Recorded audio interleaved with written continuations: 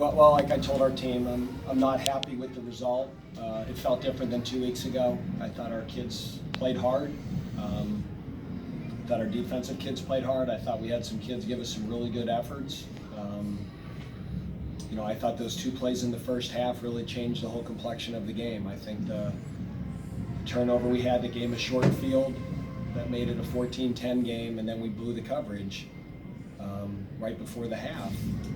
And they got the easy touchdown on the wheel route, and that's a play we just can't give up. And that really changed the dynamic of the game. And then we had a misfit in the first play of the second half, and and it just, after the Notre Dame and the Clemson game, you just had that sick feeling in your stomach. And I was proud of how we played after that. I thought our defensive kids still played hard. I think guys like Zeke Rodney and Luke Masterson and Justin Sternad and Cam Glenn and Asang Bassi, I thought those guys really played hard. And offensively, we got off to a good start. We didn't make enough plays in the perimeter that you need to make with what they were doing.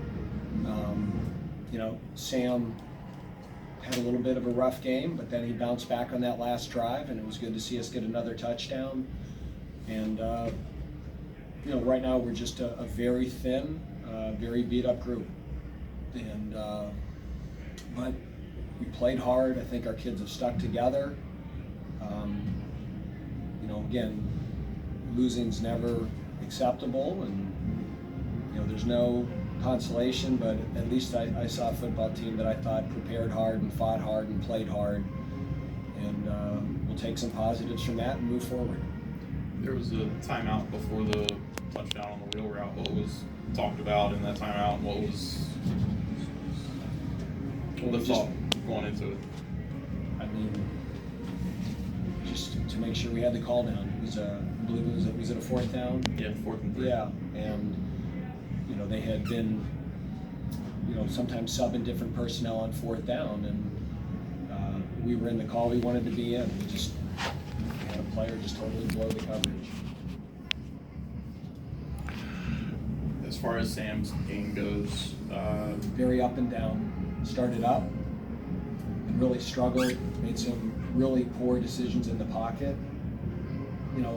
We get a 1st and 10 and we throw a 3-step, and he takes a 12-yard sack. And we go for it on 4th down, and we take a sack, and they get the ball in the open midfield. And then 3rd down, we go for it. And, we're obviously going to go for it on 3rd down, but nobody's open, and he just goes backwards.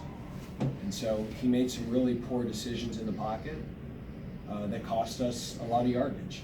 And this isn't high school football. You play defensive ends that are faster than you. And he's a true freshman quarterback, and he competes and he plays hard, but he's learning some lessons the hard way. And we just wanted to get him out and settle him down, and I felt he was rattled. And we wanted to give Jamie a chance to play. And then we kind of wanted to get Sam in there for one more series and just kind of hopefully have some success with him, so it would help next week's practice. And it was good. He went down the field and threw a touchdown to Sage, and made the score a little bit more respectable. So, but it was good to see him get some, make some positive plays that drive. I know you don't really like the comparisons to John with Sam, but these were games that John in his freshman year wasn't competitive. Is it good for Sam to get out there and get a 10-0 lead against this team? Is that? Yeah, I think he played well early. We moved the football, and he missed some throws though. He missed some throws that if he hits, who knows? It's maybe 14 or 21-0. So, and this isn't, the Florida State team that we played 4 years ago when John. These guys are going through their own growing pains, but they still have really good players and really talented kids. And when you play them, the margin for error is small, and you can't miss a 3rd down throw and just get it the next time. And it's the importance of every play, the importance of every drive. And he's learning it. He competes, and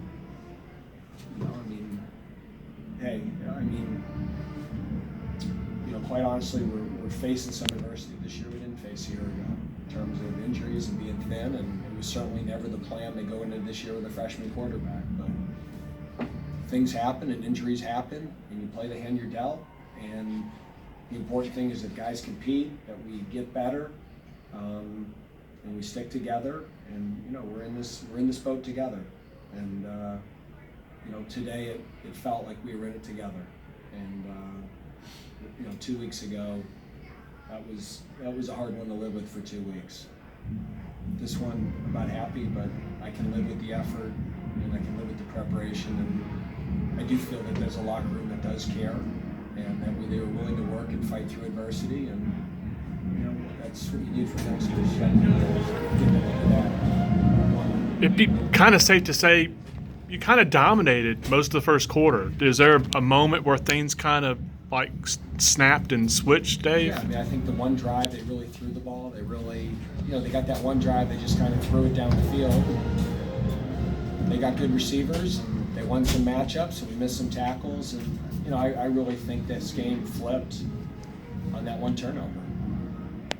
If you say what was the break of the game, we throw the ball to Scotty Washington, their corner makes a nice play and deflects it, and the ball pops up, and the kid catches it and takes it to the 10-yard line, and now it's 14-10. And then we're still in it. It's a 4-point game. It's a one-score game. We got them 4th down, and we give up an explosive play on a missed assignment, a busted coverage. And that's the frustration. We're having fewer of those things than we had a month ago. I think we had 4 or 5 of them, and we got away with some of them. That's one that we didn't survive. And that really, I thought, if you go into half and it's 14-10, it feels a lot different than 21-10, and then they get the ball and make it 28-10, and playing catch up the rest of the game. What led to, I think I know, but just explain to the readers and listeners and everything, what led to Luke Masterson getting the start at linebacker, and then what did he give you today at that spot? I mean, this is the reality of it. We have 7 scholarship linebackers, and 6 of them are hurt. And DJ Taylor on Wednesday got really sick, and he has an illness. And we went into Wednesday's practice, and now you suddenly don't have DJ Taylor. So now on Wednesday, in the middle of the week, you're making Justin Sternad a Mike, and Luke Masterson, who's never played linebacker, is your starting buck linebacker. And I mean, I thought he played his butt off, played hard, tackled well, competed. Really proud of Luke. Did a great job. It's really not fair to put a player into that situation, but again, it's just one of those years. I mean, we have right now 3, maybe 4 linebackers out for the year. Jake Simpson got hurt in the bye week, so he was playing with a twisted ankle. Justin Sternat was the only healthy linebacker we had on practice on Tuesday and Wednesday. So we're down to 1 scholarship linebacker right now. And, I hope Jake Simpson can get healthy, and that would give us 2. I'm hoping Ryan Smenda at some point can come back, and that would give us 3. I've just never been through anything like this in 19 years of being a head coach, that you just get that cleared out at one position. And what happens when you watch Florida State, and look at all the different kids they play, and they're rolling in there, and they're playing 18, 19, 22 kids on defense and keeping kids fresh. And now you move Luke Masterson to linebacker, and you have nobody else to play free safety. And you're just saying, what happens if Cam Glenn goes down? I mean, you don't have, you're just so thin right now. And, we did not get as healthy over the bye week as I had hoped. And not only that, then you lose DJ for we don't know how long. He was the one guy that was healthy. So, I mean, it's, it happens, and we just got to fight through it. I mean, nobody feels bad for us. It's, I don't want our fans or anybody to take it as an excuse. It is what it is. It's part of football, and it happens. But it's created a very challenging situation for us at defense, at linebacker, safety, and corner. We are paper thin. We lost Malik Great for the year in the Clemson game. So he's out for the year now, and he was on 3 or 4 special teams. And we're running out of bodies. but hopefully we can get Ryan Smenda back. Hopefully Jake Simpson can come back healthy. That would really help us. But we may have to leave Luke at linebacker for the rest of the year. And how does he approach that? He's a great kid. What's best? Sure, coach. What's good for the team?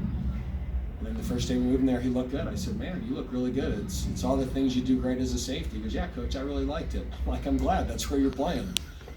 So he's a good kid, and he didn't blink. Sure, that's what you need me to do. I'll do it. And I thought he played. I'm sure he had a lot of mistakes, but I thought he played his butt off and played really hard. And he's a team first guy, so really proud of him. So what do you do? How do you battle and try to get this team to where you want it to be at the end of the season? Obviously, looking to become bowl eligible for the third straight season. What's the recipe at this point? We just got to try to. We play a game next week, so we'll find out tomorrow who we have for that game.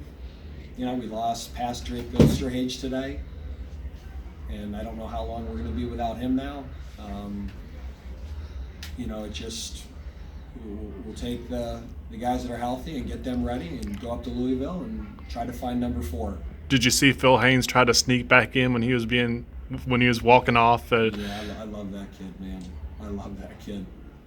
We have good kids. We really do. I mean, I've been in situations like this before that kids get negative on each other, and we got great kids here. I mean, they're fighting and they care about each other and they care about our program. And he's playing hurt. Ryan Anderson rolled an ankle. I mean, he wanted to go back in there. We got really good kids, and they're going to keep fighting. And that's how we built this program. And we're not where we want to be. This is not where I thought we'd be, but hey, it is what it is, and we got to make the best of it. And we'll do that this week in practice. And all these young kids getting reps, they're going to start getting better. So, Nasir Greer in 3 weeks is going to be better than Nasir Greer from 2 weeks ago. So we'll take the kids we have and we'll get them better.